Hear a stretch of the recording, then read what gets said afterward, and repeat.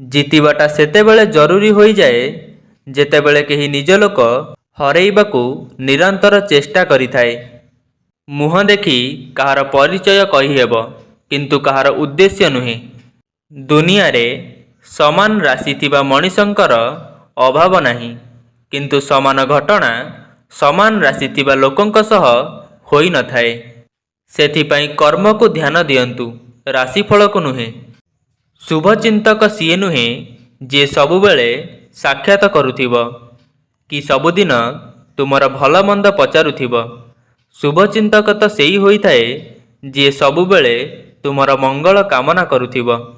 ଜୀବନରେ ସବୁ କିଛି ଠିକ୍ ହୋଇନଥାଏ, କିଛି ଭୁଲ ବି ହୋଇଥାଏ ଏବଂ ତାକୁ ସୁଧାରିବାର ସୁଯୋଗ ବି ମିଳେ।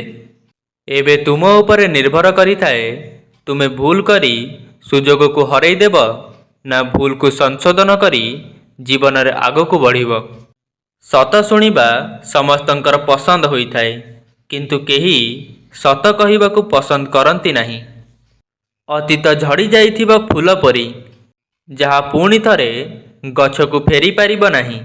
ସେଥିପାଇଁ ଅତୀତର ବିଚାରକୁ ଛାଡ଼ି ବର୍ତ୍ତମାନରେ ବଞ୍ଚିବା ଶିଖନ୍ତୁ।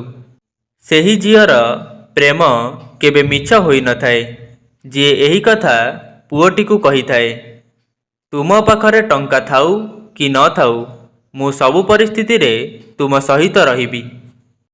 କେତେ ବି ଚେଷ୍ଟା କର ରୋକିବାକୁ, ତଥାପି ସେମିତି ଚାଲିଥାଏ। ଇଏ ସମୟ ବଦଳିବ ନିଶ୍ଚୟ। ସତ ଏକ ଏପରି ଅପରେସନ ଯାହା ଯନ୍ତ୍ରଣା ଦିଏ କିନ୍ତୁ ଆରୋଗ୍ୟ ବି କରେ। ମିଛ ତତ୍କ୍ଷଣାତ୍ ଆରାମ ଦିଏ କିନ୍ତୁ ସବୁଦିନ ପାଇଁ ସାଇଡ୍ ଇଫେକ୍ଟ ଦେଇଥାଏ। ଈଶ୍ୱର କାହାକୁ ଦଣ୍ଡ ଦିଅନ୍ତି ନାହିଁ, ତାହା ତ କର୍ମର ଫଳ ହୋଇଥାଏ, ଯାହା କର୍ମ ପାଇଁ ଭୋଗିବାକୁ ପଡ଼ିଥାଏ।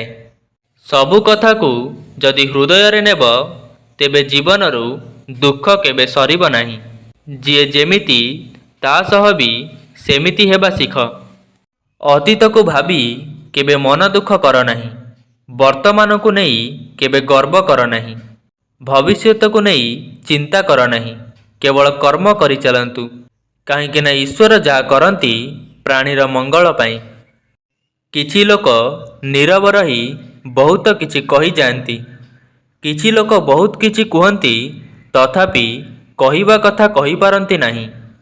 କିଛି ଲୋକ କେବଳ ମୁହଁ ଦେଖି ଅନେକ କିଛି ବୁଝିଯାଆନ୍ତି। ଆଉ କିଛି ଲୋକ ସବୁ ଦେଖି ସବୁ ଶୁଣି ତଥାପି ବି କିଛି ବୁଝିପାରନ୍ତି ନାହିଁ। ଏହି ତିନୋଟି ଜିନିଷ ଭାଙ୍ଗିଗଲେ ମଣିଷ ଭିତରୁ ଭାଙ୍ଗି ଯାଇଥାଏ, ବିଶ୍ୱାସ, ଭରସା ଏବଂ ହୃଦୟ। ଯଦି ଆପଣମାନଙ୍କୁ ଏହି ଭିଡ଼ିଓଟି ଭଲ ଲାଗିଛି ତେବେ ଲାଇକ୍, ସେୟାର ଏବଂ କମେଣ୍ଟ କରନ୍ତୁ।